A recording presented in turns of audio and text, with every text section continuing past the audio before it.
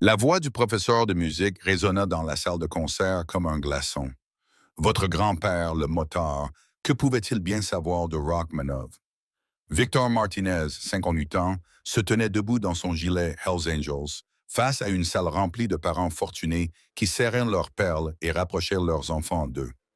Sa petite fille Emma venait de désobéir aux ordres de son professeur, refusant de jouer le simple morceau pour débutants qui lui avait été assigné. À présent, l'ensemble du conseil d'administration de l'Académie exigeait des explications. Mais ce qu'ils ignoraient, c'est que l'homme qu'ils jugeaient comme un simple moteur dangereux cachait un secret depuis 25 ans. Un secret qui allait bouleverser toutes les hypothèses de cette chose dans les 10 minutes suivantes. Avant de nous plonger dans cette histoire incroyable, si vous appréciez des récits de courage et de gentillesse qui remettent en question ce que nous pensons savoir des gens, je serais honoré que vous preniez un moment pour aimer cette vidéo et vous abonner à notre chaîne. Votre soutien nous aide à partager davantage d'histoires qui nous rappellent de ne jamais juger un livre à sa couverture. Merci d'être là. Les néons de la salle de musique de l'Académie Monroe bourdonnaient au-dessus de nos têtes comme des guêpes en colère, tandis que Mme Margaret Ashford se tenait devant un demi-cercle de parents inquiets. Son collier de perles reflétait la lumière crue tandis qu'elle ajustait ses lunettes de lecture, scrutant la pièce avec l'autorité acquise par 25 ans passés à enseigner la musique à des enfants fortunés. Au troisième rang, Emma Martinez, 16 ans, était assise recroquevillée sur une chaise pliante, sa robe achetée dans une friperie semblant encore plus usée sous la lumière impitoyable. Elle gardait les yeux fixés sur ses genoux, s'efforçant de devenir invisible. Victor Martinez se tenait dans l'embrasure de la porte, son gilet des Hells Angels, une tache de cuir noir sur les murs d'un blanc immaculé de l'Académie. Ses mains burinées agrippaient le cadre de la porte, ses jointures cicatrisées, blanchies par la tension. À 58 ans, il avait appris à se comporter avec une dignité tranquille. Mais ce soir-là, en voyant sa petite fille se recroqueviller sous le poids du jugement, tous les muscles de son corps lui criaient d'intervenir. Il ne le fit pas. Le contrôle qu'il avait appris chez les Marines et renforcé dans le club était parfois la forme la plus authentique de la force. La voix de Mme Ashford trancha les conversations murmurées comme un couteau dans du beurre. « Monsieur Martinez, nous devrions peut-être discuter du potentiel réaliste d'Emma avant de finaliser son récital de printemps. » Le mot « réaliste » eut un poids lourd, chargé d'implications. Dans la salle, les parents se agitèrent sur leur siège. Une femme vêtue d'un tailleur pantalon de créateur éloigna même sa chaise de quelques centimètres de celle de Victor, près de la porte. Une autre serra son sac à main plus fort, comme si la proximité d'un membre d'un club de motards pouvait d'une manière ou d'une autre contaminer son sac Prada. Emma sentit la chaleur lui monter au cou. Cette réunion était censée porter sur la musique, sur son avenir, sur la bourse qui lui avait donné accès à des opportunités que sa grand-mère n'aurait jamais pu lui offrir. Au lieu de cela, il était devenu question d'apparence, du fait qu'elle arrivait chaque matin à l'arrière de la Harley de son grand-père, plutôt que dans un SUV Mercedes, des trous dans ses chaussures qu'elle essayait de couvrir avec un marqueur noir, de tout sauf de sa capacité à jouer du piano. Emma a travaillé très dur ce semestre, a poursuivi Mme Ashford, son ton suggérant que le travail acharné était admirable mais finalement insuffisant. Cependant, le talent musical nécessite une culture appropriée, un environnement approprié. Son regard se posa brièvement sur Victor, puis se détourna rapidement pour se poser sur le récital de printemps. Je lui attribue une location. C'est une belle pièce qui correspond à son niveau actuel et qui lui permettra de se produire sans subir la pression d'essayer quelque chose qui dépasse ses capacités. Victor serra les mâchoires, ses yeux lancèrent un éclair dangereux, plein de compréhension, mais il resta silencieux. Mme Ashford n'avait aucune idée de la personne à qui elle s'adressait. Aucun d'entre eux ne le savait. La femme qui parlait, sans discontinuer de culture appropriée et d'environnement convenable, n'avait jamais demandé à Emma si elle était dévouée. Elle ne s'était jamais renseignée sur les 3 heures qu'elle passait à s'exercer chaque soir. Elle n'avait jamais pris la peine de découvrir que l'homme au gilet en cuir avait plus de formation musicale que tous les professeurs de cette académie réunis. Le menton d'Emma tremblait lorsqu'elle accepta la partition de Fouris. Autour d'elle, elle entendait des chuchotements sur les morceaux que les autres élèves allaient interpréter. Victoria Sterling, dont le père possédait une entreprise technologique, allait jouer le 2e concerto pour piano de Rachmaninoff. James Pimpton III fils d'un sénateur, s'était vu attribuer un morceau complexe. Il s'agissait de morceaux de bravoure, des œuvres difficiles qui démontraient la maîtrise technique et la profondeur émotionnelle. Furies était ce qu'on donnait aux débutants. C'était ce qu'on donnait aux élèves pour lesquels on avait déjà décidé qu'ils ne valaient pas la peine qu'on s'investisse. Si vous avez déjà été jugé injustement à cause de votre apparence, vous savez exactement ce que Victor ressentait à ce moment-là. Si vous pensez que les gens méritent d'être jugés sur leur personnalité et non sur leur apparence, cliquez sur le bouton « S'abonner » car cette histoire va prouver ce point de vue de la manière la plus convaincante qui soit. Madame Ashford clôt la réunion avec un sourire crispé. Alors que les parents sortaient en évitant Victor, Emma est restée assise, fixant les notes simples sur la page devant elle.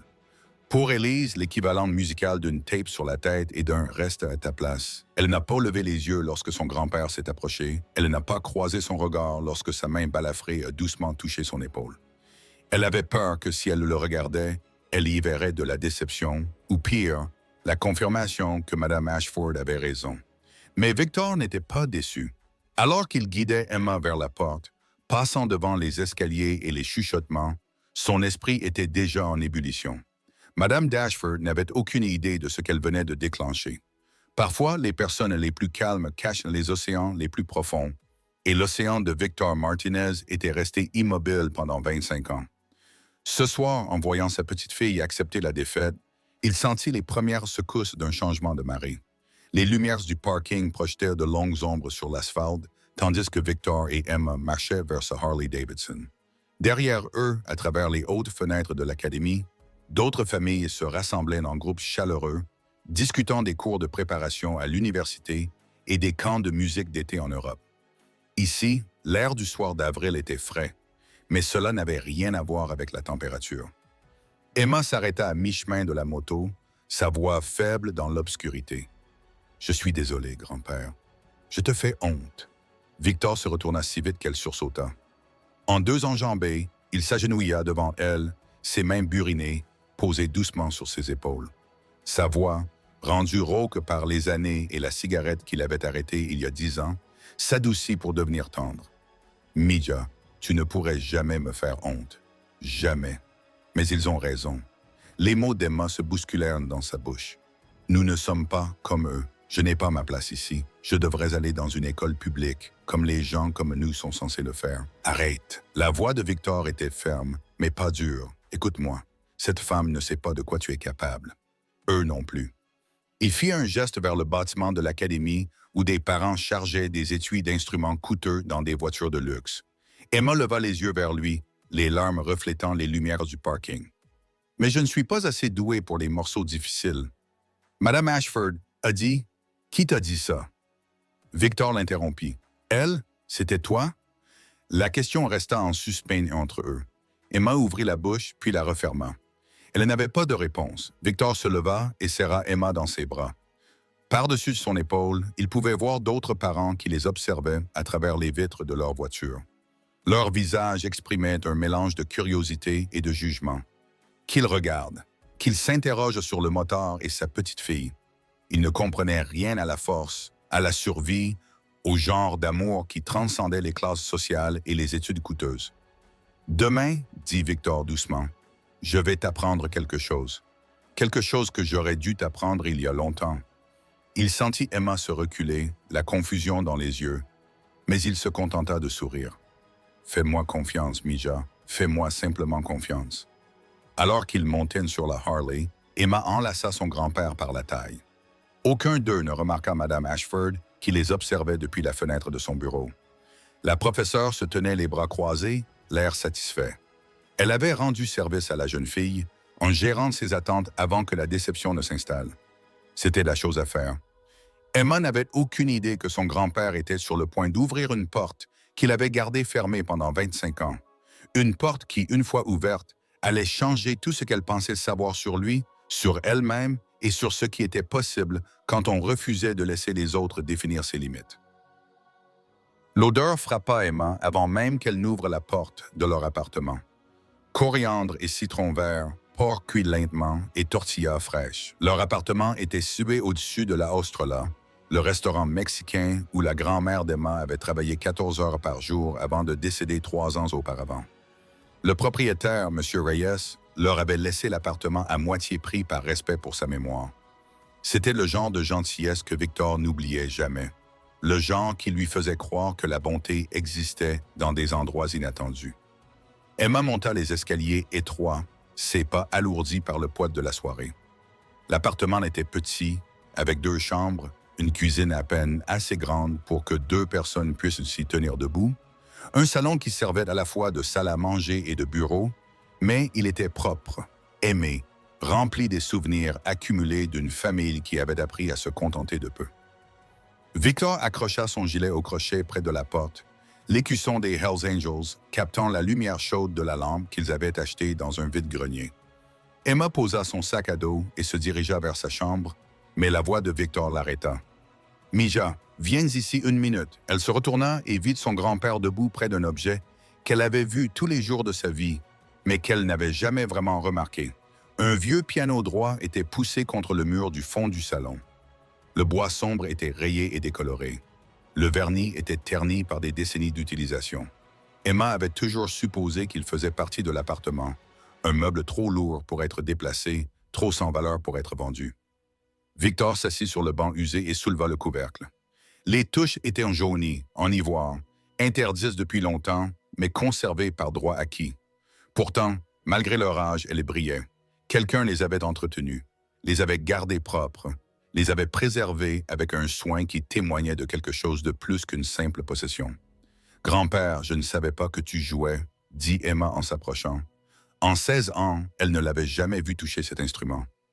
Les doigts marqués de Victor flottaient au-dessus des touches, tremblant légèrement. « Il y a beaucoup de choses que tu ignores, Mija. Assieds-toi. » Emma s'assit sur le bord du canapé, le cœur battant soudainement à toute vitesse pour des raisons qu'elle ne pouvait expliquer. L'appartement semblait différent, chargé d'anticipation. À travers les murs fins, elle pouvait entendre la famille Reyes en bas commencer à servir le dîner. Le cliquetis des assiettes et le murmure des conversations en espagnol qui avaient été la bande sonore de son enfance. Victor prit une profonde inspiration. Et à ce moment-là, Emma vit quelque chose qu'elle n'avait jamais vu auparavant. La peur dans les yeux de son grand-père. Pas le genre de peur qui vient d'un danger physique. Victor avait affronté des menaces qui auraient terrifié la plupart des hommes. C'était différent.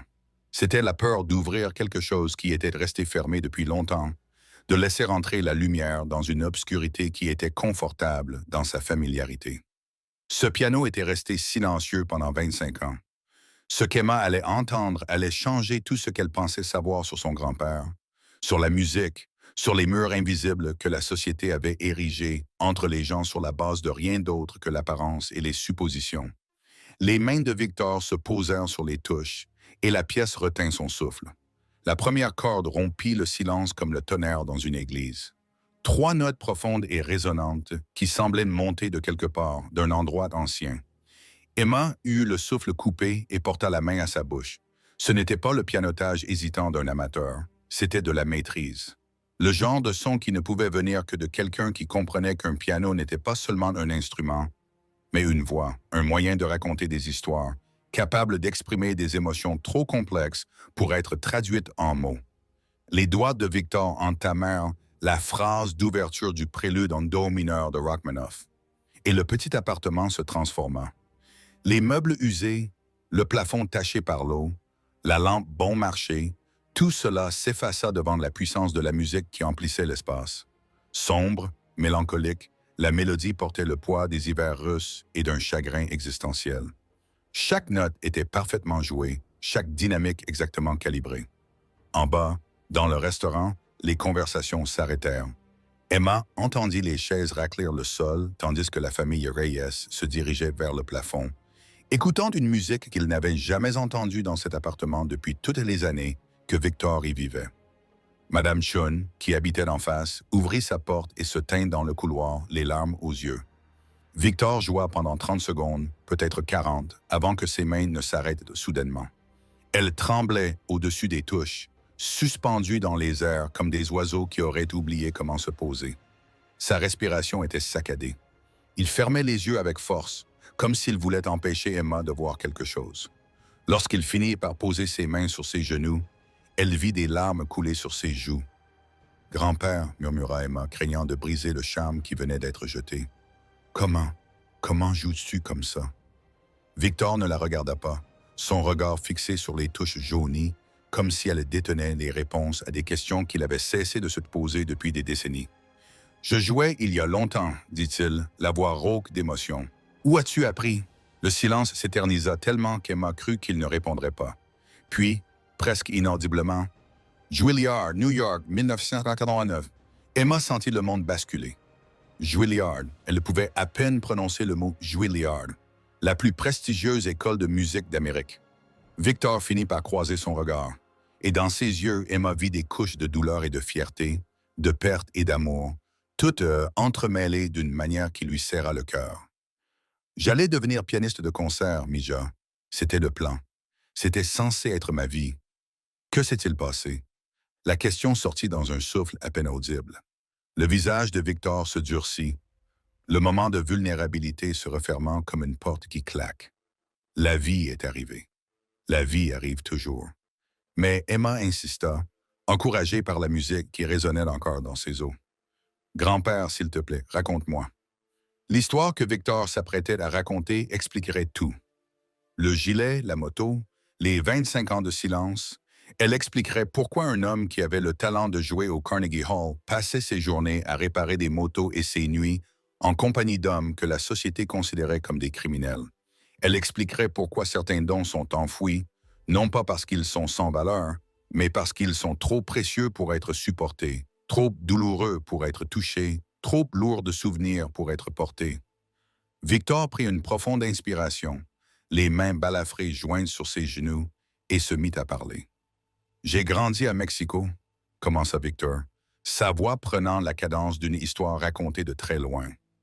Colonia Buenos Aires, vous connaissez, Emma secoua la tête. Un quartier pauvre. Ma mère faisait le ménage chez des familles riches à Palenco. Mon père est mort quand j'avais 4 ans. Crise cardiaque, pas d'assurance, pas d'économie. Il ne restait plus que ma mère, mes 2 sœurs et moi dans un appartement de 2 pièces qui coûtait plus cher que ce que ma mère pouvait se permettre. Il fit une pause, le regard perdu dans le vague, revivant quelque chose qui s'était passé des décennies auparavant. Mais je savais jouer du piano à l'oreille dès l'âge de 5 ans. Nous n'avions pas de piano, mais l'église en avait un. Le père Miguel me laissait rester après la messe pour m'exercer, pendant que ma mère allumait des bougies pour l'âme de mon père. Les gens ont commencé à m'appeler El Prodigio, le prodige, comme si c'était une blague au début, ce petit garçon du quartier pauvre qui jouait Mozart. Emma se pencha en avant, captivée. Elle n'avait jamais entendu parler de tout cela. À l'âge de 12 ans, une professeure de musique nommée Adele Gatto m'entendit jouer. Elle enseignait au Conservatoire Nacional de Musica et elle fit quelque chose qui changea ma vie. Elle me donna des cours gratuits 3 fois par semaine pendant 6 ans. Elle m'apprit tout ce qu'elle savait. La technique classique, les maîtres européens, la théorie musicale, la composition. Elle disait que j'avais un don qui transcendait les circonstances. La voix de Victor s'adoucit, empreinte d'une gratitude qui n'avait pas faibli malgré les décennies. C'est de la gentillesse, Mija. De la vraie gentillesse. Voir le potentiel chez quelqu'un que tout le monde ignore. En 1985, le professeur Delgado a soumis ma candidature à Juilliard. Une bourse complète. J'avais 22 ans et je n'étais jamais sorti de Mexico. Tout à coup, je me suis retrouvé à New York pour étudier avec les meilleurs musiciens du monde. Pendant un instant, le visage de Victor s'est illuminé d'un souvenir joyeux. Les meilleures années de ma vie, Mija. New York était magique. L'énergie, la culture, la façon dont toute la ville vibrait de possibilités. J'ai étudié avec le professeur David Wright, j'ai donné des récitals étudiants et j'ai reçu des critiques dans les journaux locaux. J'ai obtenu mon diplôme en 1989 et j'avais prévu une tournée de concerts pour l'automne. De petites salles, mais c'était un début. Le Carnegie Hall semblait possible, pas seulement un rêve. Son expression s'assombrit et Emma sentit la température de la pièce baisser. Puis j'ai reçu un appel téléphonique en août, au milieu de la nuit. Ma mère et mes 2 sœurs avaient été tuées chez elles. Au mauvais endroit, au mauvais moment, violence des cartels. Les hommes cherchaient quelqu'un d'autre. Ils s'étaient trompés d'adresse. La voix de Victor était devenue monocorde. sans émotion, comme les gens qui racontent un traumatisme qu'ils ont appris à contenir, mais qu'ils n'ont jamais surmonté. Je suis rentré pour les funérailles. Les 3 cercueils étaient fermés. Je n'ai même pas pu les voir une dernière fois. Je n'ai pas pu jouer à leur mémorial. Chaque fois que j'essayais de toucher un piano, je voyais le visage de ma mère, j'entendais le rire de ma sœur. Chaque note me rappelait ce que j'avais perdu, le fait que j'étais à New York en train de poursuivre mes rêves pendant qu'elles étaient assassinées dans leur lit. Emma pleurait ouvertement maintenant, mais Victor continuait d'une voix calme. J'ai annulé la tournée, j'ai complètement abandonné la musique. Je me suis engagé dans les Marines américains parce que j'avais besoin de discipline, de structure, de quelque chose qui m'empêche de sombrer dans ce chagrin. J'ai servi pendant 6 ans. J'ai combattu. J'ai des cicatrices. Il leva ses mains burinées. Certaines blessures provenaient des Marines, d'autres de bagarres, d'autres encore de mes tentatives pour me faire suffisamment mal afin de ne plus rien ressentir. Après mon service, j'ai souffert de stress post-traumatique. Je ne pouvais plus me produire en public. Je ne supportais plus la pression, l'exposition, la vulnérabilité que requiert la musique. Puis j'ai découvert les Hells Angels. Ils m'ont offert une autre famille. Une famille qui se moquait de mon passé ou de mon potentiel. Tout ce qui leur importait, c'était de la loyauté, être présent, être là quand il le fallait. Ils m'ont sauvé la vie. Mija, je le pense littéralement. Victor regarda Emma droit dans les yeux brillants. Je n'ai pas joué devant personne depuis 25 ans. Ce piano est resté silencieux depuis le jour où j'ai emménagé dans cet appartement. Mais ce soir, en te voyant accepter le jugement de cette femme, en te voyant croire à son évaluation de ta valeur, je n'ai plus pu rester silencieux. Grand-père, je ne savais pas. Emma étouffa ses sanglots. Je suis tellement désolé. Je suis vraiment désolé. Victor la prit dans ses bras et la serra fort contre lui. Ne sois pas désolé, Mija. Le club m'a donné un but alors que je n'en avais pas. Ils m'ont donné une fraternité alors que j'étais seul. La musique a été mon premier amour, mais mes frères m'ont maintenu en vie quand la musique n'y arrivait plus. Il s'est reculé, la regardant dans les yeux. Mais je n'ai jamais oublié. Je ne pouvais simplement plus le partager. La douleur était trop grande. Jusqu'à maintenant, a murmuré Emma. Jusqu'à maintenant, a confirmé Victor. Parce que certaines choses sont plus importantes que la douleur. Tu es plus importante et Mme Ashford n'a pas plus le droit de te définir que la tragédie n'a le droit de me définir. Si vous croyez que les gens méritent d'une seconde chance, que le chagrin ne nous définit pas et que la fraternité peut prendre des formes inattendues, montrez votre soutien en cliquant sur « J'aime ». Victor est sur le point de prouver que la vraie force n'est pas une question de violence. C'est une question de vulnérabilité, d'affronter les choses qui nous terrifient le plus et de refuser de laisser le monde nous dicter qui nous avons le droit de devenir. Ce que Victor s'apprêtait à faire allait lui demander plus de courage que tout ce qu'il avait accompli dans les Marines ou dans le club. Il allait retourner dans le monde qui l'avait détruit, armé uniquement de sa détermination et de son amour pour sa petite fille. Et ce faisant, il allait enseigner à Emma la leçon la plus importante de toutes, que nous ne sommes jamais une seule chose, jamais seulement l'apparence que les autres voient, jamais seulement la douleur que nous avons surmontée. Victor se leva et se dirigea vers le banc du piano, se baissant pour sortir un compartiment de rangement dont Emma ignorait l'existence. Il en retira un dossier contenant des partitions. Les pages étaient jaunies et usées sur les bords. Il le posa sur le pupitre et l'ouvrit avec précaution, avec révérence, comme s'il manipulait quelque chose de sacré. Emma s'approcha et vit le titre « Hungarian Rap City numéro 2 » sur la liste de From. Même à ses yeux relativement inexpérimentés, la notation semblait incroyablement complexe. Des grappes de notes de danse, des passages rapides qui dévalaient la portée, des indications techniques qui semblaient nécessiter 3 mains pour être exécutées. Grand-père, c'est impossible. Emma retint son souffle. Victor esquissa un petit sourire sincère. Pour la plupart des gens, oui, mais tu es ma petite fille. Tu as mon sang, la détermination de ma mère, la formation du professeur Adelgato qui coule dans tes veines, même si tu ne le sais pas encore. Il se tourna vers elle. Je veux t'apprendre ce morceau. Pas pour Elise, mais Mme Ashford l'a dit. Mme Ashford ne sait pas de quoi tu es capable. Moi, je le sais. La voix de Victor était empreinte d'une conviction absolue. Il nous reste 6 semaines avant le récital. Je t'enseignerai tous les soirs. 2 heures. Pas de raccourci. Pas de chemin facile. Ce sera la chose la plus difficile que tu aies jamais faite. Emma fixait la partition, le cœur battant à tout rompre, à la fois terrifiée et excitée. Mais les programmes sont déjà imprimés. Elle m'a assigné pour un bail. Elle devra alors imprimer un nouveau programme. Les yeux de Victor brillaient d'une lueur qui ressemblait presque à de la malice. « Mais Mija, tu dois me promettre quelque chose. Tu ne le diras à personne. Ni à tes amis, ni à Madame Ashford. Cela restera entre nous. Pourquoi un secret? » L'expression de Victor s'adoucit. « Parce que lorsque tu monteras sur scène, je veux qu'ils te voient en toi. Pas leurs attentes, pas leurs suppositions, pas leurs préjugés, juste toi et ce dont tu es capable quand quelqu'un croit suffisamment en toi pour exiger le meilleur de toi-même. » Emma sentit à nouveau les larmes lui monter aux yeux. Mais cette fois, elles n'étaient pas dues à la tristesse. « Tu penses vraiment que je peux y arriver, Mija? Je sais que tu peux y arriver. La question est, crois-tu suffisamment en toi pour essayer? » Emma regarda son grand-père, cet homme qu'elle pensait connaître, qui venait de se révéler être quelqu'un de complètement différent, quelqu'un avec une profondeur qu'elle n'aurait jamais imaginée. Elle repensa au sourire condescendant de Madame Ashford, aux robes de créateur et aux cours particuliers coûteux de Victoria Sterling, à toutes les conversations chuchotées et aux regards compatissants.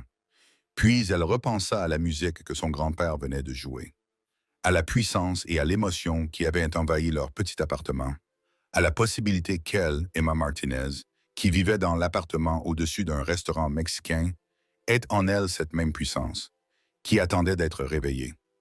Elle croisa le regard de Victor et acquiesça. « Apprends-moi. » C'est ainsi que commencèrent les 6 semaines les plus intenses de la vie d'Emma. Chaque soir, pendant que les riches élèves de l'académie suivaient leurs cours particuliers dans des studios climatisés, Emma apprenait auprès d'un maître qu'il n'aurait jamais respecté. Un diplômé de Juilliard, vêtu d'un gilet des Hells Angels. Un homme qui en savait plus sur la musique, la résilience et le prix de la grandeur qu'aucun d'entre eux ne pouvait l'imaginer. Le vieux piano de l'appartement au-dessus du Lost Estra était sur le point de chanter à nouveau. Et cette fois, il chanterait Revolution. Première semaine, les bases. Victor commença par les basses, mais pas celles auxquelles Emma s'attendait. « Vos poignets doivent être souples comme de l'eau », leur a-t-il enseigné, en leur montrant une fluidité de mouvement qu'Emma n'avait jamais vue auparavant. Liszt appelait cela « les doigts flottants ».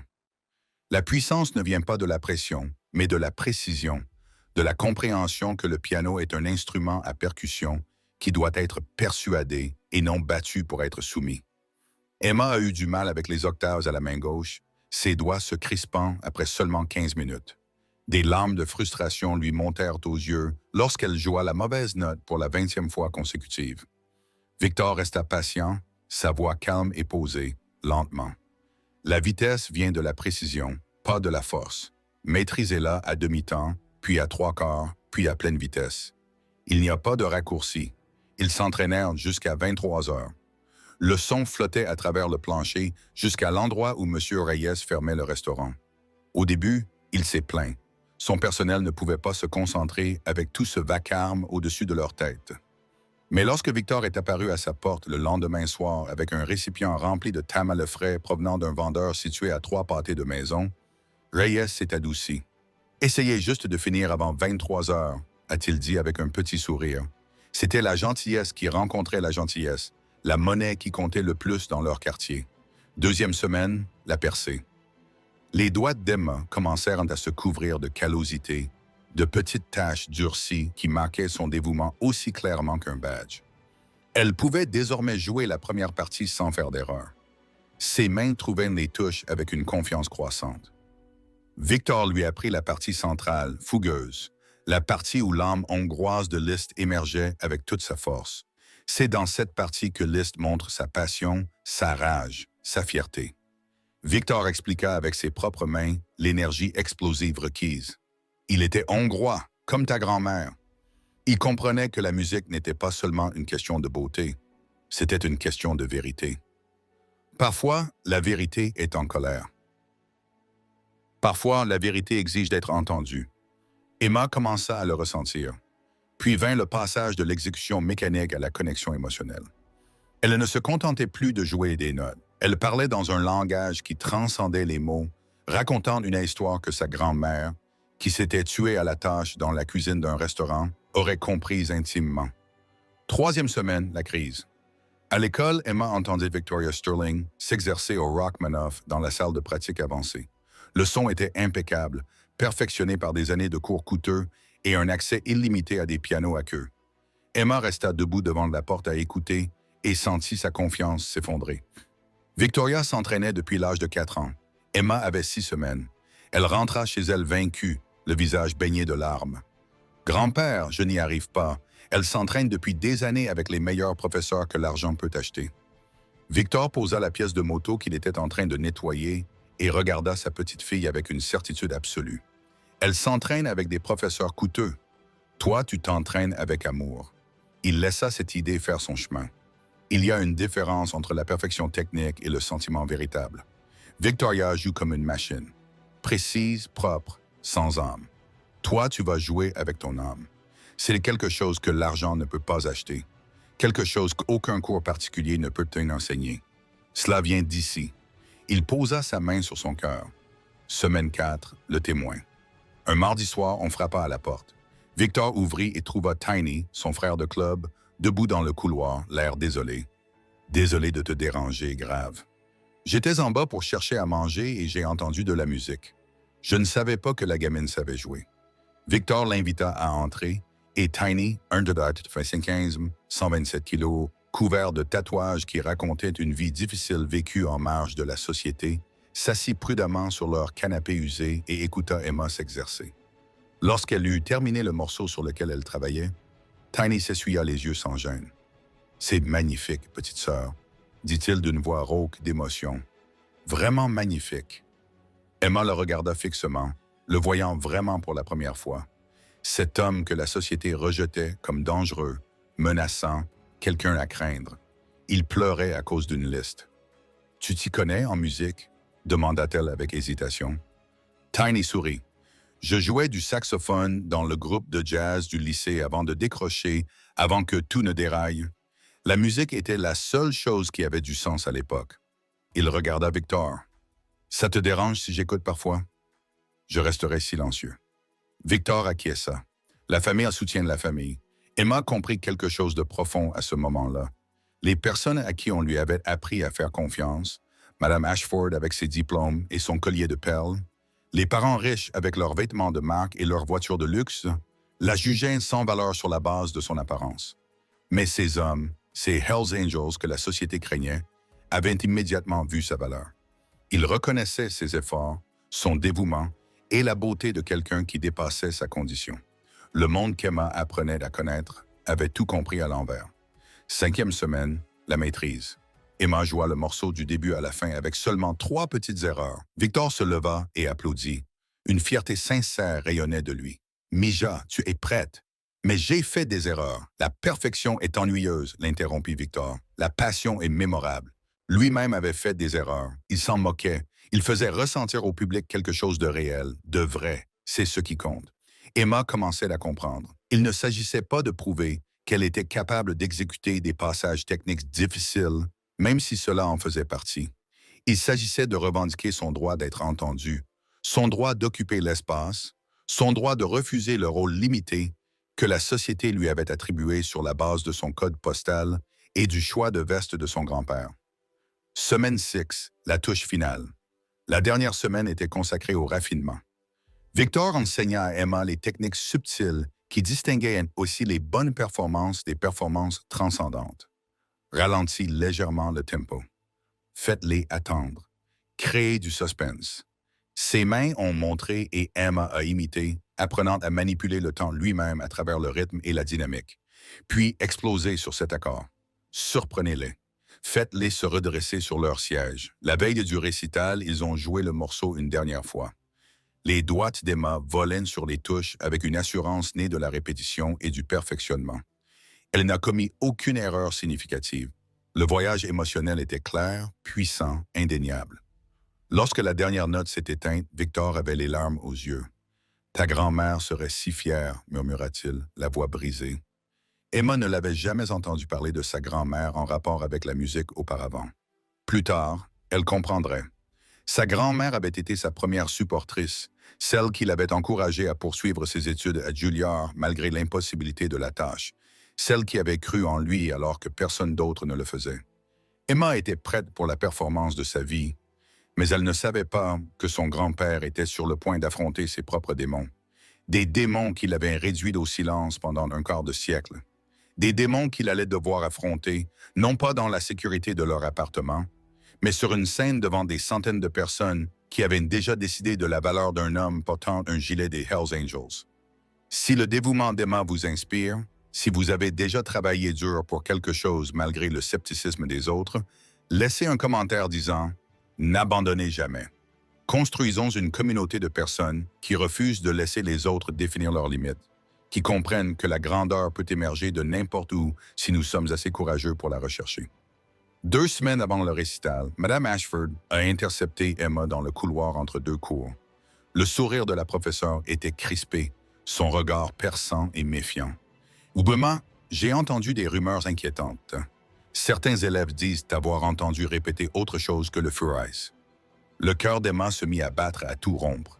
Elle avait pourtant fait très attention, ne s'entraînant qu'à la maison, sans jamais parler de son travail à personne à l'école. Mais la Monroe Academy était petite et les ragots se propageaient plus vite que le son dans ses couloirs immaculés. « Je continue aussi à m'entraîner pour Élise », répondit Emma, ce qui était techniquement vrai. Elle le répétait une fois chaque soir pour s'échauffer, ses doigts trouvant sans effort la mélodie simple après 6 semaines passées à maîtriser la liste. L'expression de Mme Ashford se durcit. Le programme du récital a été imprimé. « Tu joueras feu comme signe. Est-ce que je me fais bien comprendre? » Emma acquiesça. Mais à l'intérieur, la rébellion montait comme une tempête. Elle avait passé 6 semaines à se transformer, passant de correct à exceptionnel. 6 semaines à apprendre auprès d'un maître. 6 semaines à découvrir des capacités qu'elle ne se savait pas posséder. Elle n'allait pas revenir à la simplicité et à la sécurité. Pas maintenant. Jamais. Cet après-midi-là, alors qu'elle allait chercher un livre dans son casier, Emma passa devant la salle des professeurs. La porte était ouverte et elle entendit son nom prononcé par Mme Ashford d'un ton précis et critique. Emma se figea, la main sur la porte de son casier, à l'écoute. « Je m'inquiète au sujet de la bourse Martinez. » Mme Ashford disait qu'elle ne correspondait tout simplement pas à la culture de l'Académie Monroe. Le moteur qui la dépose tous les matins dérange les autres enfants. Une autre voix approuva. C'était la mère de Victoria Sterling, qui était bénévole à la présidence du comité de collecte de fonds de l'Académie. « C'est exactement ce qui m'inquiète », dit une voix masculine qu'Emma reconnut comme étant celle du sénateur Peaton, le père de James. « Nous devrions peut-être réévaluer nos critères d'attribution des bourses. L'excellence académique est importante, mais il est tout aussi important de préserver la réputation de l'Académie et les normes de la communauté. » Mme Ashford répondit avec beaucoup de prudence. « Je suis tout à fait d'accord. Après ce récital, j'ai l'intention de recommander un examen approfondi du placement d'Emma ici. Pour son bien, bien sûr. Elle serait peut-être plus heureuse dans un environnement moins exigeant. » Les larmes brouillèrent la vue d'Emma. Il ne jugeait pas seulement son jeu. Il prévoyait de l'expulser complètement de l'Académie. Non pas parce qu'elle avait fait quelque chose de mal, mais parce que son grand-père portait un gilet en cuir au lieu d'un costume, parce qu'elle vivait au-dessus d'un restaurant, au lieu d'habiter dans les collines, parce qu'elle représentait quelque chose de dérangeant pour leur monde soigneusement entretenu. Elle courut vers les toilettes les plus proches, s'enferma dans une cabine et appela son grand-père, les mains tremblantes. « Grand-père », sanglota-t-elle lorsqu'il répondit, « je les ai entendus. Ils vont me retirer ma bourse. Après le récital, ils vont m'expulser. » La voix de Victor était d'un calme mortel, ce qui signifiait qu'il était furieux. « À cause de moi? Non, parce que ce sont des snobs qui ne supportent pas que quelqu'un comme moi puisse réellement avoir sa place dans leur précieuse académie. » Il y eut un long silence, puis Victor dit quelque chose qui changea tout. « Mija, écoute-moi très attentivement. Tu vas jouer cette pièce. Tu vas monter sur scène et leur montrer exactement de quoi tu es capable, puis les laisser essayer de te retirer ta bourse. Laisse-les essayer. » Sa voix était empreinte d'une telle conviction qu'Emma sentit sa panique s'apaiser. Mais s'ils le font, nous ferons face. Mais ils ne le feront pas. Tu sais pourquoi? Parce qu'après t'avoir entendu jouer, après avoir vu ce dont tu es capable, ils se rendront compte que te renvoyer serait la plus grande erreur qu'ils pourraient commettre. Tu es sur le point de devenir la meilleure chose qui soit arrivée à la Monroe Academy, qu'ils le sachent déjà ou non. Ce que Mme Ashford ignorait, c'est qu'elle était sur le point d'affronter bien plus qu'un élève talentueux. Elle était sur le point d'affronter un maître formé à Juilliard qui était resté silencieux pendant 25 ans. Et le silence, une fois rompu, peut être assourdissant. Ce soir-là, Victor convoqua une réunion d'urgence au clubhouse. 15 Hells Angels se réunirent dans le garage où ils discutaient habituellement des itinéraires des randonnées caritatives et des collectes de fonds pour les anciens combattants locaux. Ce soir-là, l'ordre du jour était différent. « Ma petite fille est victime de discrimination », a déclaré Victor sans préambule. « À cause de moi, à cause de ce gilet, à cause de notre fraternité. » Sa mâchoire était serrée, ses mains crispées en poing. Il prévoit de lui retirer sa bourse après le récital. Non pas parce qu'elle a fait quelque chose de mal, mais parce que nous ne correspondons pas à leur idée de ce qui est acceptable. Le garage est devenu silencieux. Ces hommes connaissaient bien la discrimination. La plupart d'entre eux avaient un casier judiciaire depuis leur jeunesse, des erreurs qui les poursuivaient à jamais, peu importe à quel point ils avaient changé. La société les avait rejetés, et ils avaient trouvé une famille les uns auprès des autres, une fraternité dans un monde qui ne leur offrait rien d'autre que des jugements. Tiny se leva le premier. Son imposante silhouette semblait encore plus grande dans cet espace clos. Alors, qu'est-ce qu'on fait? Chains, le trésorier du club, prit la parole. Nous nous présenterons au récital en tenue complète. Tous ensemble. Victor cligna des yeux. Vous voulez qu'ils voient des motards? Continua Chains. Nous leur donnerons des motards, mais des motards qui soutiennent l'éducation, des motards qui aiment nos familles. Des motards qui sont là quand il le faut. Il regarda autour de lui. Qui est partant? Toutes les mains se levèrent. Ripper, le président du club, acquiesça lentement. C'est décidé, nous roulons pour Emma. Une fois la réunion officiellement terminée, Victor sortit prendre l'air. Il ne savait pas qu'à l'intérieur du club, ses frères avaient une deuxième conversation, plus calme. Chains avait créé un fonds. Chaque membre devait y contribuer sans poser de questions. Si Emma perdait sa bourse, le club financerait ses études à titre privé. 15 000 $ avaient déjà été récoltés et ils atteindraient leur objectif. Cette gamine a du cœur, a déclaré Tiny en regardant le montant croissant dans le registre de Chains. Elle fait partie des nôtres maintenant. Nous protégeons les nôtres.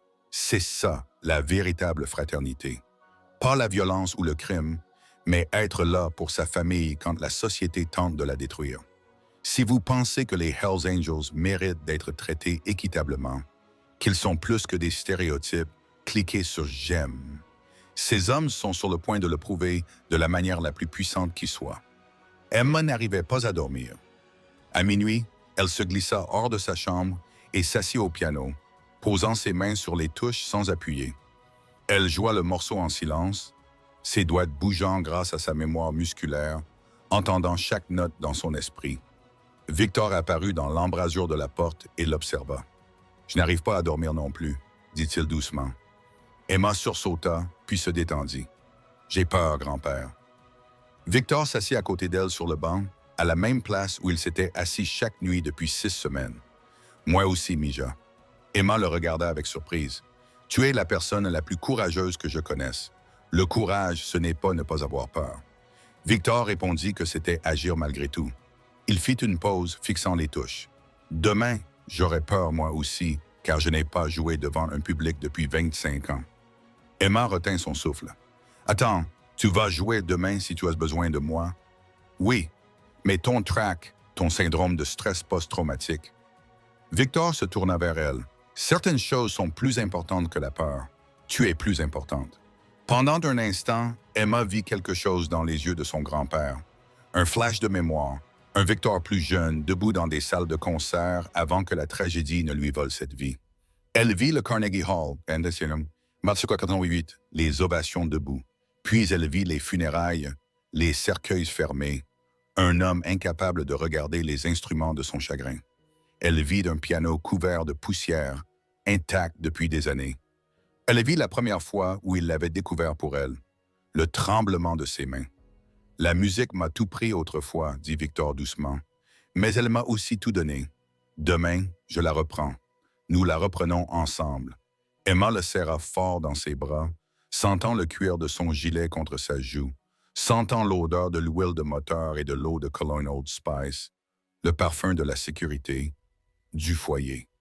Je t'aime, grand-père. Je t'aime aussi, Mija. Maintenant, va dormir. Demain, nous entrerons dans la histoire.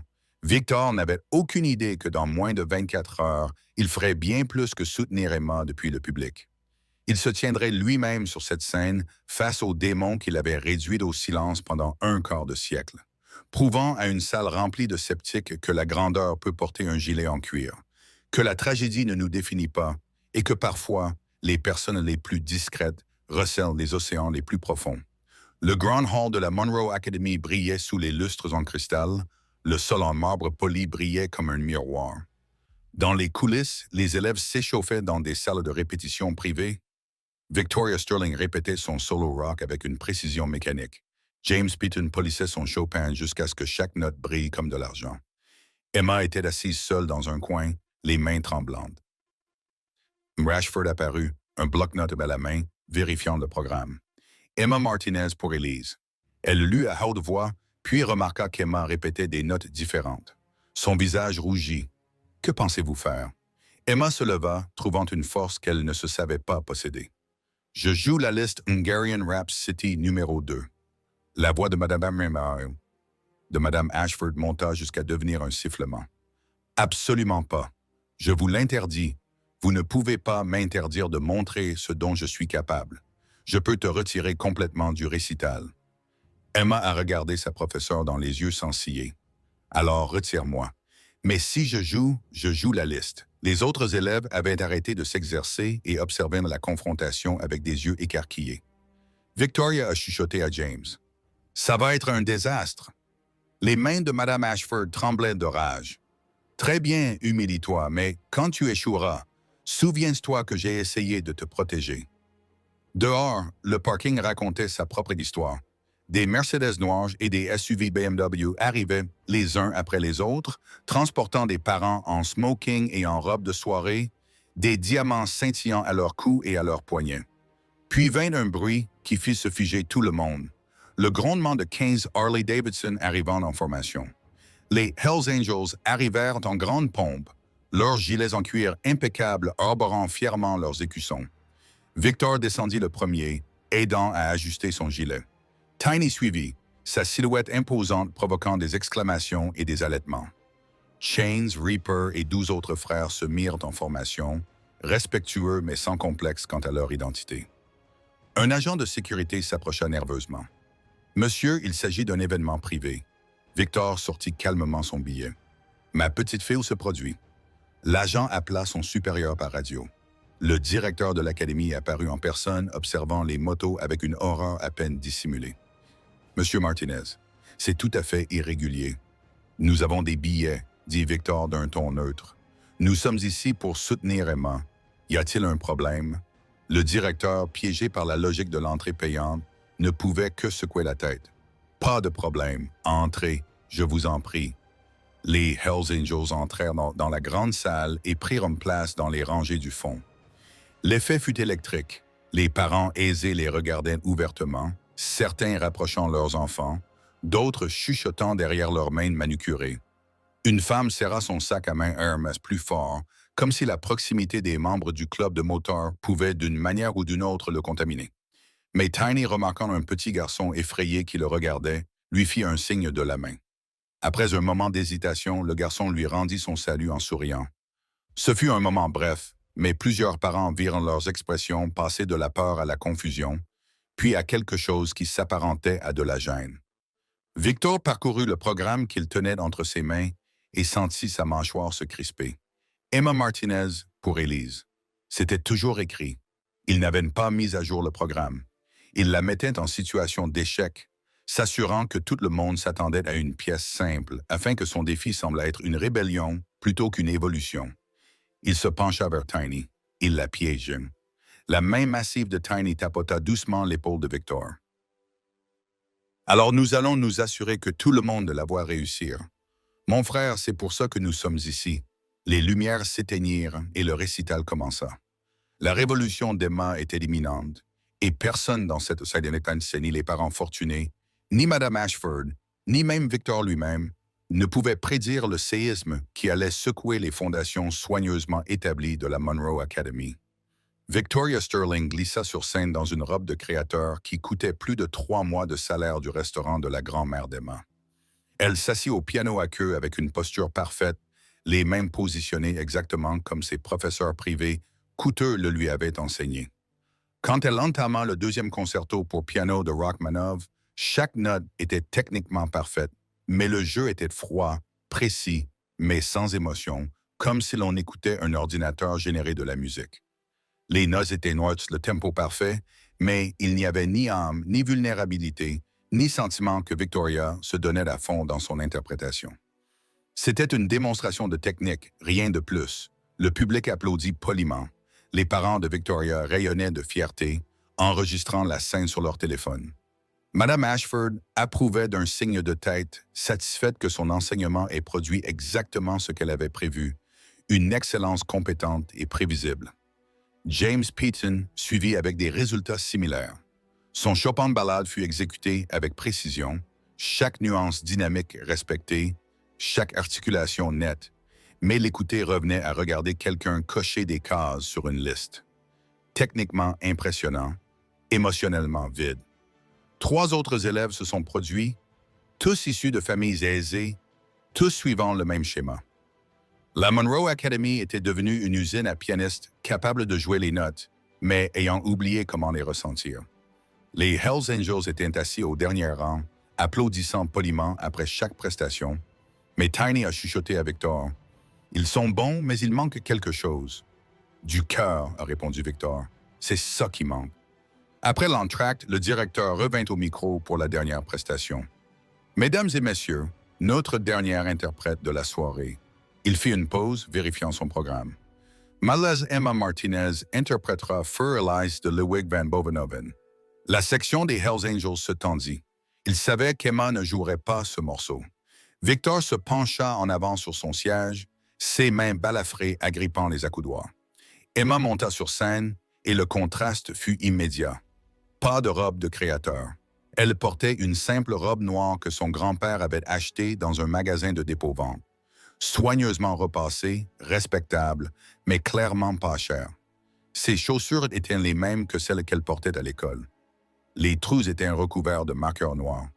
Face à l'opulence de la grande salle, face à la richesse affichée par les interprètes précédents, Emma ressemblait exactement à ce qu'elle était, une étudiante boursière issue d'un quartier défavorisé.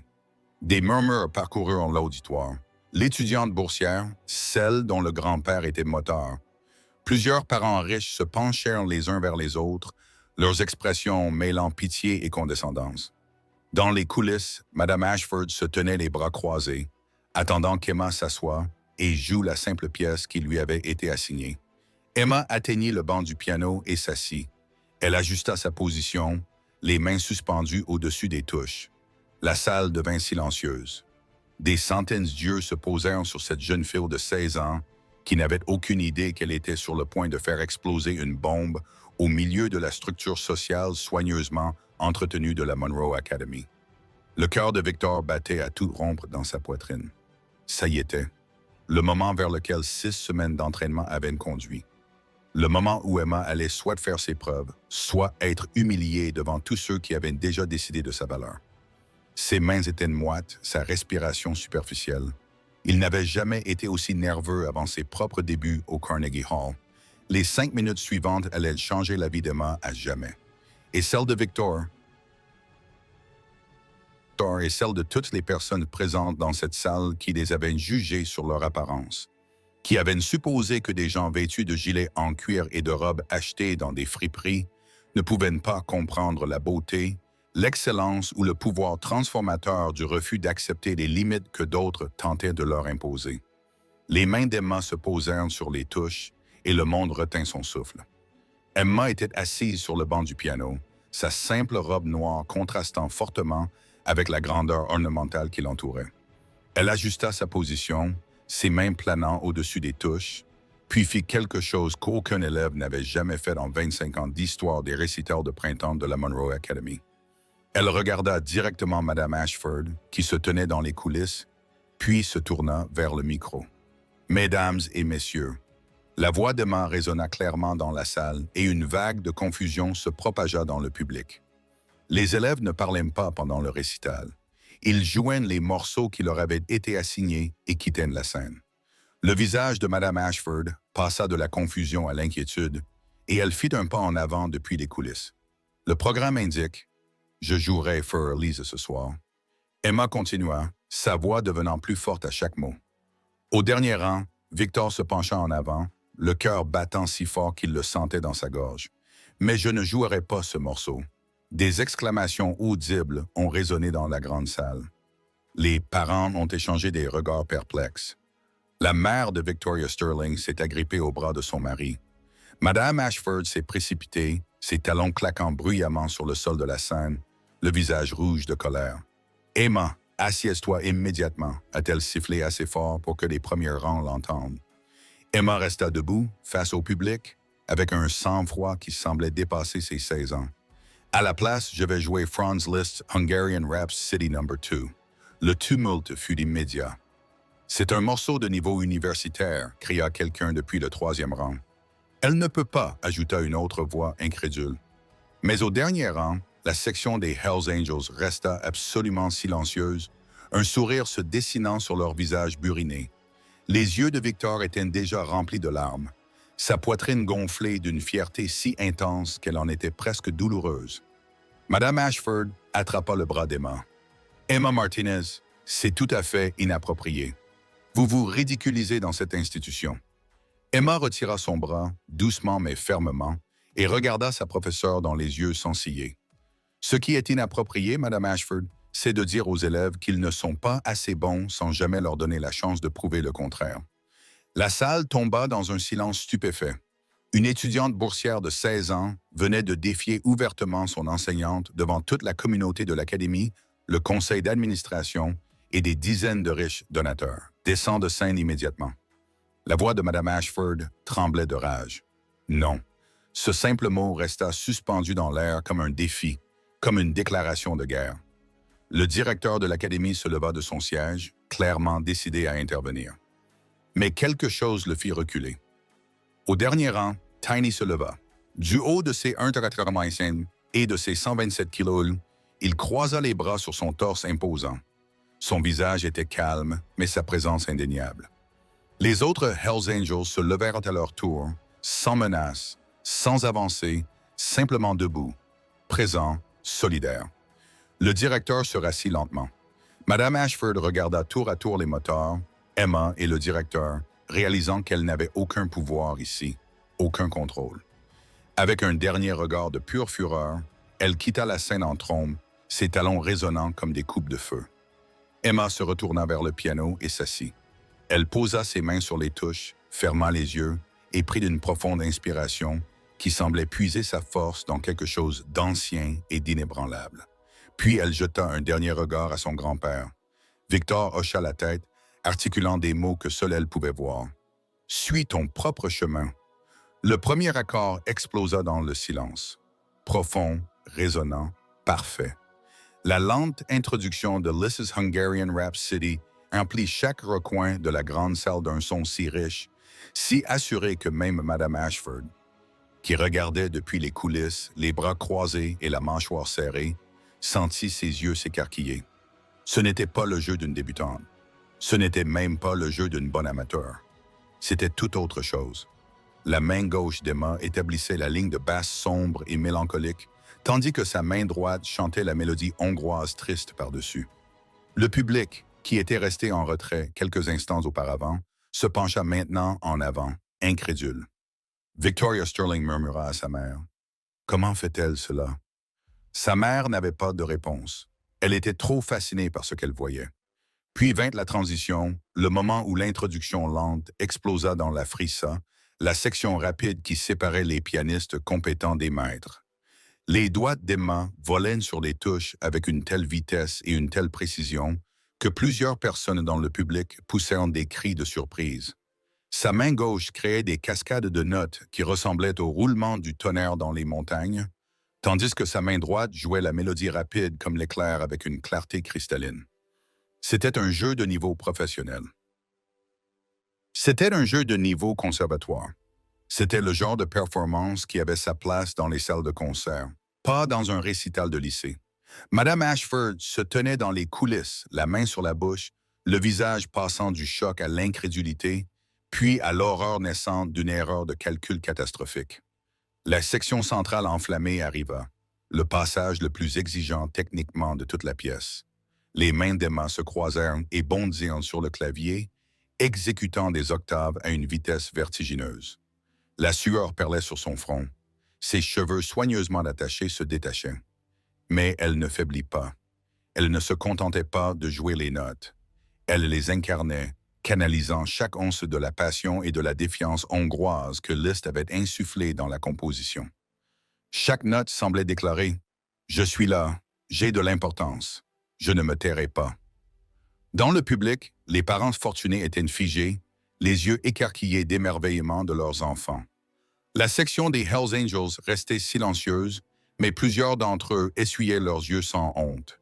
Victor avait renoncé à retenir ses larmes. Il voyait son enseignement prendre vie sous les mains de sa petite fille, voyait 6 semaines de pratique nocturne et de dévouement, et refusait d'accepter que les limites se transforment en quelque chose de transcendant. Emma s'est dirigée vers le point culminant. Tout son corps était engagé dans la performance. Elle n'était plus l'étudiante boursière intimidée, mais une artiste revendiquant la place qui lui revenait de droit. La dernière cascade de notes a conduit aux accords finaux, qu'Emma a joué avec une telle autorité, une telle finalité, que le son semblait faire trembler le lustre en cristal au-dessus de sa tête. La dernière note a résonné, soutenue, remplissant la salle, puis s'est lentement, lentement évanouie dans le silence. Pendant 3 secondes qui semblèrent une éternité, personne ne bougea. Emma resta assise, les mains encore sur les touches, la poitrine haletante, le visage rougi par l'effort et le triomphe. Le public semblait figé, pris entre ce qu'il avait attendu et ce dont il avait été témoin, incapable de concilier les deux. Puis Tiny se mit à applaudir, seul au début, ses mains énormes produisant un son semblable à un coup de tonnerre. Victor se joignit à lui, debout, le visage baigné de larmes. Toute la section des Hells Angels éclata en applaudissements, qui se propagèrent comme une traînée de poudre dans la salle. Les parents fortunés qui, 1 heure plus tôt, avaient éloigné leurs enfants de Victor, se levèrent à leur tour, incapables de résister à l'attraction magnétique de l'excellence authentique. Les applaudissements passèrent d'une reconnaissance polie à des acclamations sincères, puis à des cris de bravo qui résonnèrent sur le sol en marbre et les lustres en cristal. Victoria Sterling se leva et applaudit avec une admiration authentique. Toute prétention de supériorité avait disparu devant ce dont elle venait d'être témoin. Le sénateur Peyton sortit son téléphone et envoya immédiatement un SMS à quelqu'un. « Il faut que tu entendes parler de cet enfant. » Les parents qui n'avaient jamais accordé la moindre attention à Emma Martinez se levèrent pour applaudir une performance dont on parlerait pendant des années dans les cercles de la Monroe Academy. Emma se leva et se tourna vers le public. Sa robe simple était froissée, ses cheveux en bataille, ses chaussures couvertes de trous visibles par tous ceux qui étaient assis au premier rang. Mais elle se tenait debout comme une reine, comme quelqu'un qui venait de conquérir un royaume à la seule force de sa volonté et de son talent.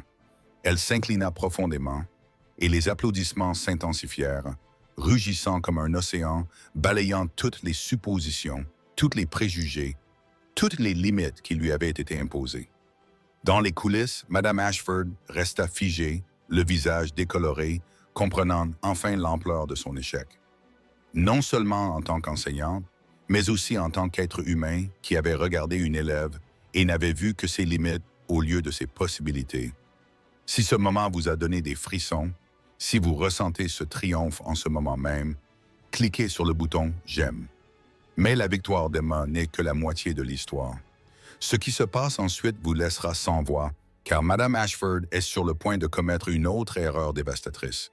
Et cette fois, Victor Martinez réagira d'une manière qui obligera tous les spectateurs de la salle à remettre en question toutes les suppositions qu'ils ont jamais faites sur l'homme au gilet en cuir. Emma a à peine eu le temps de quitter la scène avant que les autres élèves ne se précipitent vers elle. C'était incroyable. Je ne savais pas que tu pouvais jouer comme ça. Victoria Sterling, qui n'avait jamais adressé la parole à Emma, au-delà d'un signe de tête poli, lui a pris les mains. Emma, je n'ai jamais entendu quelqu'un de notre âge jouer comme ça. Tu as été extraordinaire. Mais les félicitations se sont éteintes dans la gorge de tout le monde lorsque Mme Ashford est apparue, fendant la foule comme un navire brise la glace. Son visage était rouge et blanc. Ses mains tremblaient d'une rage à peine contenue. Emma Martinez, nous devons parler maintenant. Elle attrapa le bras d'Emma et la traîna vers une salle de répétition vide. La porte se referma derrière elle avec suffisamment de force pour faire vibrer le cadre. Et à travers la petite fenêtre, les autres élèves pouvaient voir Mme Ashford faire les 100 pas comme un animal en cage. Comment oses-tu? Les mots sortirent sous forme de cris. Comment oses-tu défier mes instructions explicites? Tu m'as humilié devant le conseil, les parents, toutes les personnes importantes de cette communauté. Emma se redressa. La confiance que lui avait donnée sa performance coulait encore dans ses veines. J'ai bien joué. Tu les as entendus. Tout le monde les a entendus. Ce n'est pas la question. La voix de Mme Ashford se brisa. La question, c'est l'obéissance. Tu es une boursière, Emma. Tu n'as pas le droit d'exiger quoi que ce soit. Tu n'as pas le droit de passer outre mon jugement professionnel. Tu n'as pas le droit de décider que tu es spécial.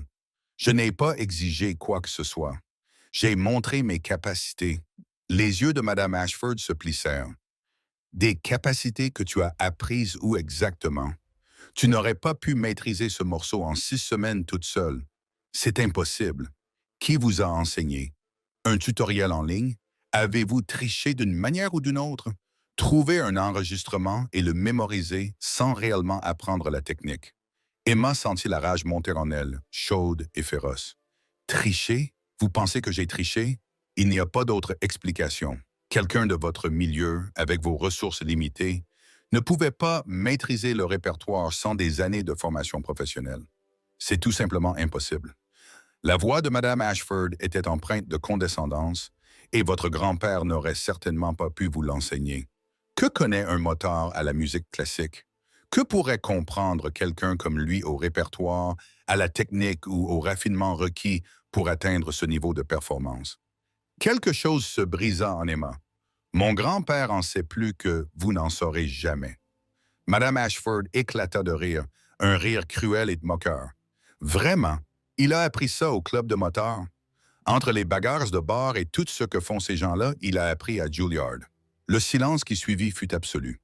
Mme Ashford fixa Emma comme si elle venait de prétendre que son grand-père était secrètement président. Puis elle éclata de rire à nouveau, encore plus cruellement. Juilliard? Votre grand-père? Ce motard en gilet de cuir a fréquenté la Juilliard School of Music. C'est la chose la plus absurde que j'ai jamais entendue. Les mains d'Emma tremblaient, des larmes de rage brouillaient sa vision. C'est vrai, il a obtenu son diplôme en 1949. Il allait devenir pianiste de concert. Et je suppose que vous allez me dire ensuite qu'il a joué au Carnegie Hall. La voix de Mme Ashford était lourde de moquerie. C'est vrai. En 1988, le New York Times l'a qualifié de pianiste le plus prometteur de sa génération. L'expression de Mme Ashford passa de la moquerie à quelque chose de plus sombre, de plus vicieux. Soit tu es délirante, soit tu es une menteuse, Emma. Peut-être les deux. Ton grand-père est un criminel membre d'un gang de motards. C'est exactement le genre de personne dont j'ai passé ma carrière à protéger mes élèves. C'est un ancien Marine et un pianiste de concert. Emma criait désormais sans se soucier d'être entendue. Mme Ashford sourit froidement, satisfaite. Alors prouve-le, prouve cette fantaisie ridicule que tu as inventée pour expliquer comment tu as triché pendant cette représentation. Emma ne répondit pas.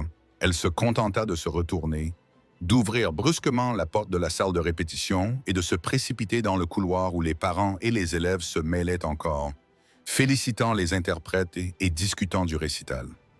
Mme Ashford la suivit, souriant avec l'assurance de quelqu'un qui croyait avoir démasqué un bluff. Emma aperçut Victor debout avec ses frères Hells Angels au fond du couloir. Elle se dirigea droit vers lui, le visage baigné de larmes, la voix tremblante. « Grand-père, elle ne croit pas que tu m'as enseigné. Elle ne croit à rien de tout ça. » Victor regarda derrière Emma, vers Madame Ashford, qui s'était placée de manière à ce que sa voix porte jusqu'à la foule rassemblée. « Monsieur Martinez, dit-elle d'une voix forte, pour que tout le monde puisse l'entendre. Votre petite fille prétend que vous êtes diplômé de Juilliard, que vous êtes pianiste de concert. » Elle fit une pause pour plus d'effet et plusieurs parents rirent nerveusement. « Je lui ai dit que c'était impossible, tout à fait impossible, mais elle insiste pour vous embarrasser davantage, vous et elle-même. Alors, éclairez-nous tous, s'il vous plaît. Où avez-vous étudié la musique exactement? » Le couloir devint silencieux.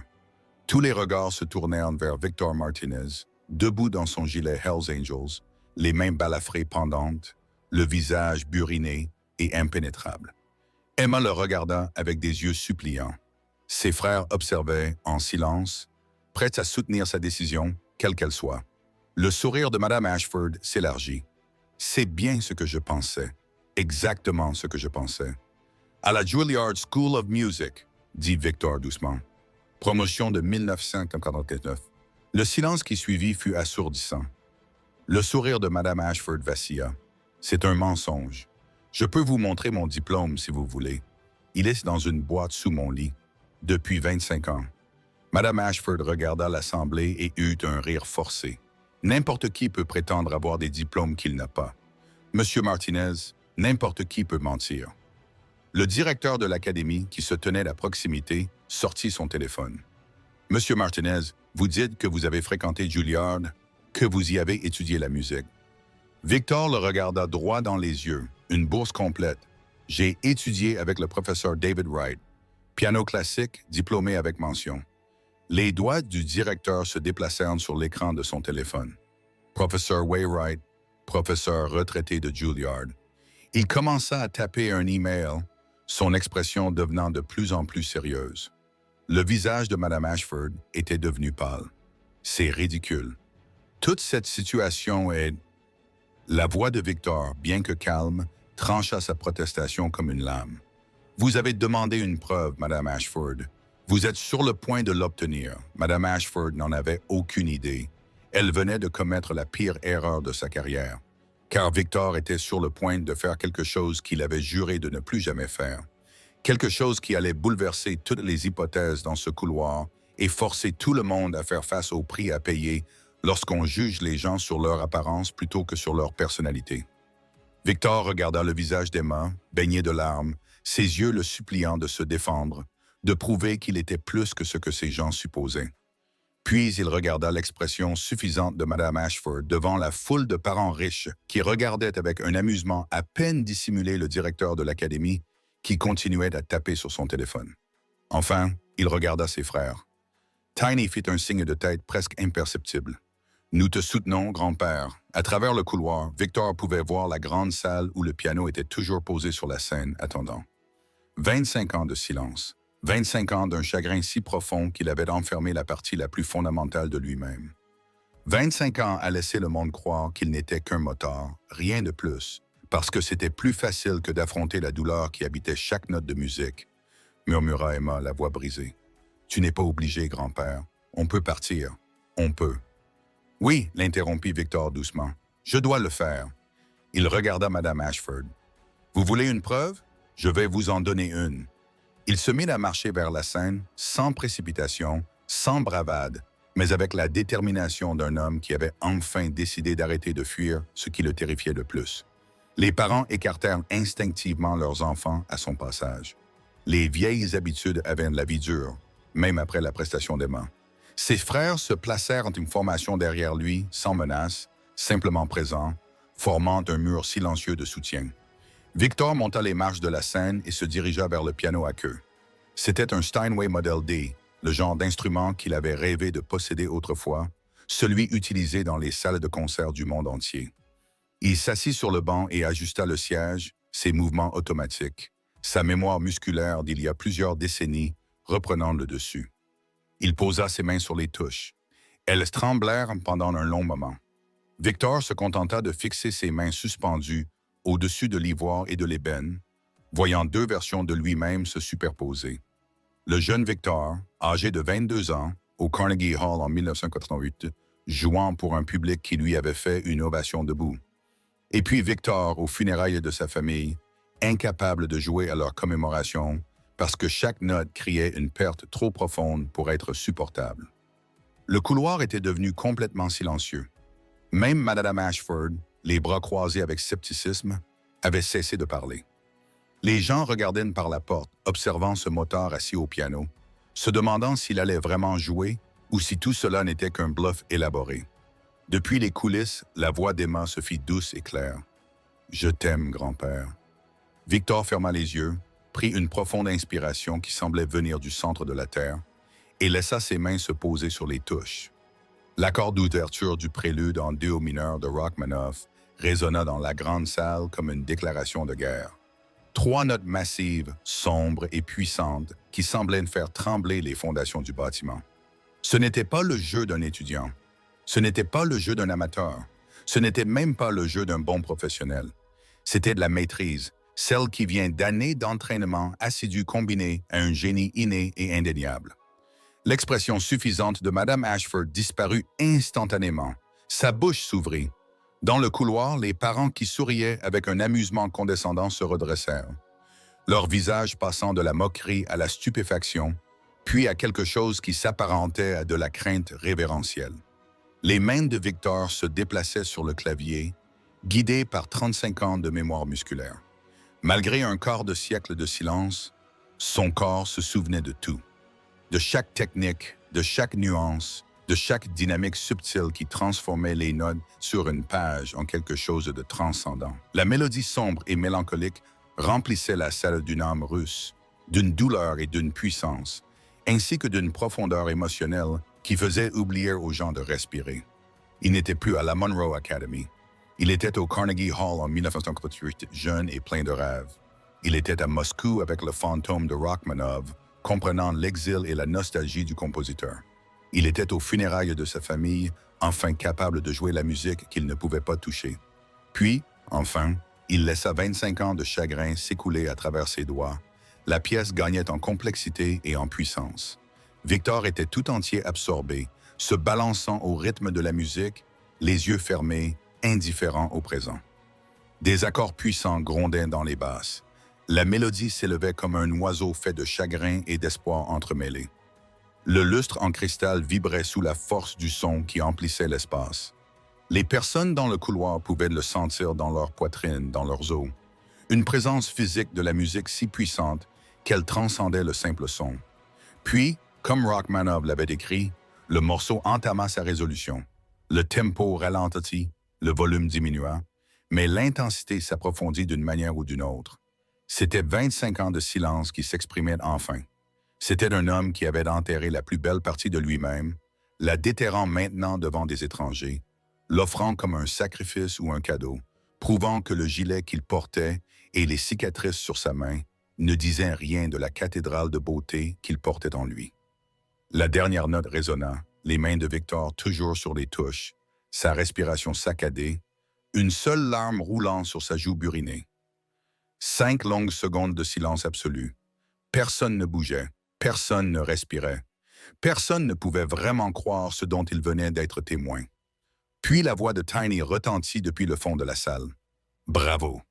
Il applaudit à toute rompre. Les autres Hells Angels éclatèrent en applaudissements, rugissant leur approbation. Et puis, comme un barrage qui cède, toute la salle se leva. Des parents fortunés qui n'avaient jamais applaudi aussi enthousiaste Madame Ashford étaient figés dans les coulisses, le visage décoloré. La compréhension s'abattit enfin sur elle comme l'effondrement d'un immeuble. Elle n'avait pas seulement mal jugé un élève, elle avait rejeté, traité avec condescendance et ridiculisé publiquement un musicien dont le talent dépassait le sien de plusieurs ordres de grandeur. Elle avait passé des mois à traiter un diplômé de Juilliard comme un criminel ignorant. L'ampleur de son échec était trop grande pour qu'elle puisse la comprendre. Victor se leva lentement et se tourna vers le public.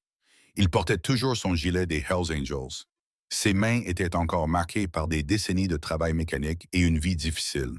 Mais il se tenait sur cette scène comme un titan, comme quelqu'un qui venait de retrouver une partie de lui-même qu'il croyait perdue à jamais. Les applaudissements durèrent 30 secondes, 45 secondes, une minute entière d'ovation soutenue. Emma courut sur scène et se jeta dans ses bras. Ils se tenaient là, grand-père et petite-fille, tous deux éprouvés, tous deux réhabilités, tous deux ayant montré à une salle pleine de sceptiques que la grandeur ne se présente pas toujours sous la forme que nous attendons. Si cette performance vous a donné des frissons, si vous avez ressenti chaque note du parcours de Victor, si vous croyez que les gens sont plus que leur apparence, laissez un commentaire disant qu'il ne faut jamais juger un livre à sa couverture. Et si vous vous êtes levé dans votre cœur à cet instant, cliquez sur le bouton « S'abonner » car Mrs. Ashford's Reckoning est sur le point de donner à tous les spectateurs de cette salle une leçon qu'ils n'oublieront jamais. 15 minutes plus tard, dans les coulisses, le téléphone du directeur de l'Académie vibra pour signaler l'arrivée d'un email.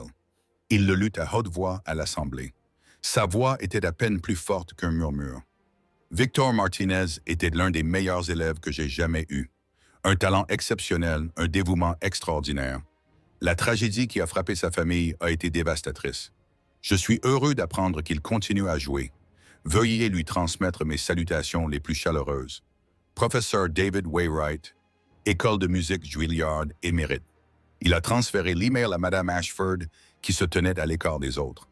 Elle s'était enroulée dans ses bras, comme pour retenir physiquement les morceaux de sa réputation professionnelle. Son visage est passé du pâle au cendré lorsqu'elle a lu les mots à l'écran. La voix du directeur était glaciale. « Venez dans mon bureau, Victor et Emma », ajouta-t-il avec un respect sincère. « Veuillez attendre ici. J'aurai besoin de vous parler tous les deux dans un instant. » 20 minutes s'écoulèrent. Lorsque Mme Ashford sortit du bureau du directeur, ses yeux étaient rouges et gonflés. Son maquillage parfait était défait. Elle se dirigea directement vers Victor, qui était assis avec Emma et ses frères Hells Angels.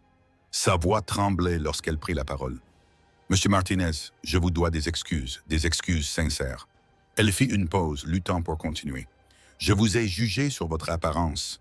J'ai renvoyé votre petite fille sur la base de préjugés et d'hypothèses. J'ai échoué en tant qu'enseignante. J'ai échoué en tant qu'être humain. » La voix de Victor était calme mais ferme. « Oui, c'est vrai. » Madame Ashford grimaça, mais acquiesça, acceptant le verdict. « J'ai remis ma démission au conseil d'administration. Elle prend effet immédiatement. » Elle se tourna vers Emma. « Je ne mérite pas d'enseigner à des élèves comme toi.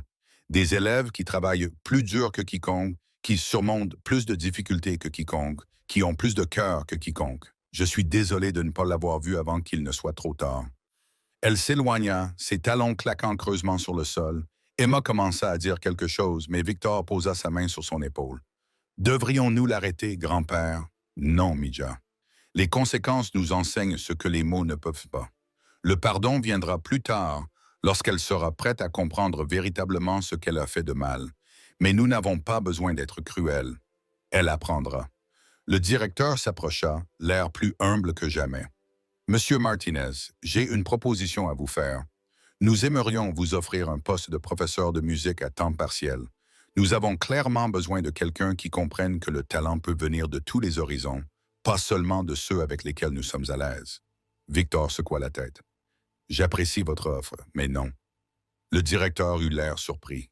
« Non, j'enseignerai, » précisa Victor, « mais au centre communautaire du centre-ville. Pour les enfants qui n'ont pas les moyens de payer vos frais de scolarité. Pour les enfants comme Emma l'était autrefois, comme je l'étais autrefois. » Il regarda le directeur droit dans les yeux. « Vous voulez réparer cela? Parrainer des bourses d'études.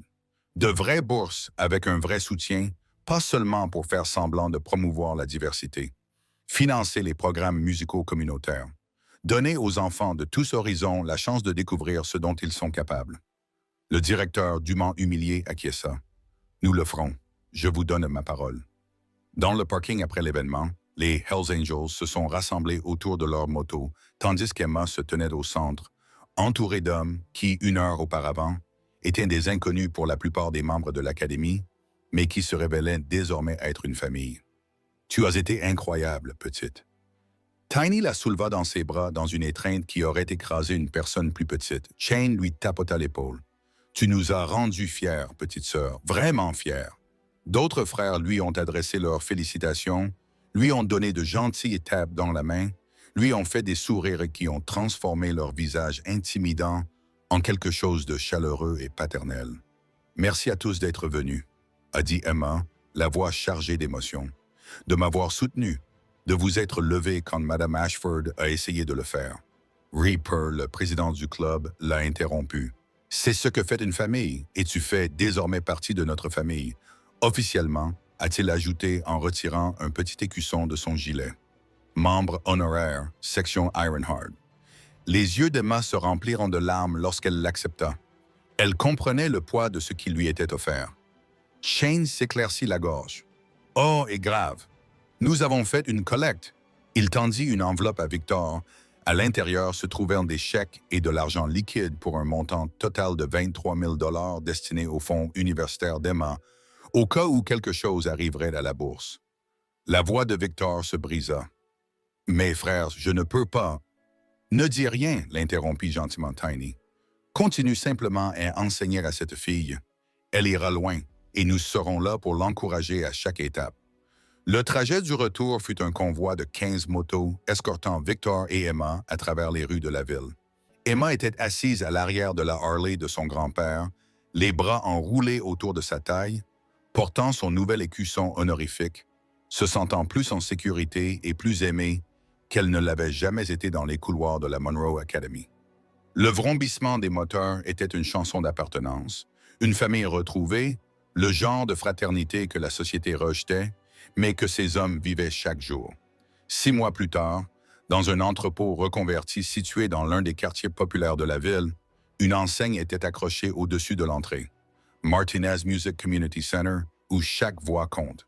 À l'intérieur, 20 pianos de qualité variable, certains donnés, d'autres achetés, d'autres encore récupérés dans des écoles en cours de rénovation, étaient alignés en rangée. Des élèves de tous horizons imaginables prenaient des cours. Certains arrivaient en Mercedes, leurs parents ayant appris une leçon profonde sur les préjugés et la valeur des choses. D'autres arrivaient à moto, enfants et petits-enfants de membres des Hells Angels. D'autres encore venaient à pied depuis les appartements voisins, transportant des partitions et des sacs à dos rafistolés avec du ruban adhésif. Tous étaient traités exactement de la même manière. Victor, désormais professeur de musique à plein temps, passait d'un élève à l'autre avec patience et habileté. Un jeune aspirant Hells Angels travaillait sur une pannetude. Ses doigts tatoués étaient étonnamment gracieux sur les touches. Un adolescent riche dont les parents avaient assisté à la performance de Victor s'entraînait à côté d'une fille issue d'un quartier défavorisé.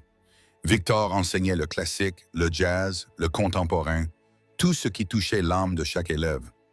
La porte s'ouvrit et Emma rentra de Juilliard pour les vacances d'hiver. Les élèves abandonnèrent leur pratique pour l'accueillir avec des embrassades et des questions sur l'école de musique.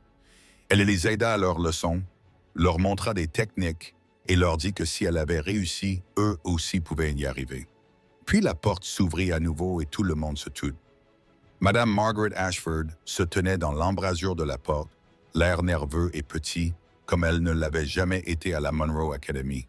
« Victor, j'espérais pouvoir me porter volontaire, aider à l'administration ou enseigner aux débutants. » Sa voix tremblait. « Je veux apprendre à faire mieux, à être meilleur. » Victor l'observa longuement. Ses frères, qui étaient venus écouter Emma jouer, se penchèrent légèrement, prêts à soutenir quelle que soit sa décision. Puis Victor sourit, non pas avec cruauté, mais avec une chaleur sincère. « Tout le monde mérite une seconde chance, Margaret. Bienvenue dans la famille. » Les yeux de Madame Ashford se remplirent de larmes et elle acquiesça avec gratitude. Plus tard, Victor se tint devant une classe, Emma à ses côtés. Des élèves de tous horizons écoutaient attentivement. « La musique se moque de votre adresse, leur dit-il. Elle se moque de vos vêtements, de votre voiture, de votre nom de famille ou du métier de vos parents. La musique ne se soucie que de ce qu'il y a dans votre cœur. Les murs racontaient l'histoire de ce qu'était devenu le centre. Le gilet Hells Angel de Victor était accroché dans un cadre, honoré et respecté. À côté, son diplôme de Juilliard, tout aussi honoré. En dessous, des photos d'élèves qui étaient partis à l'université, dans des écoles de musique, vers des vies qu'ils avaient autrefois crues impossibles.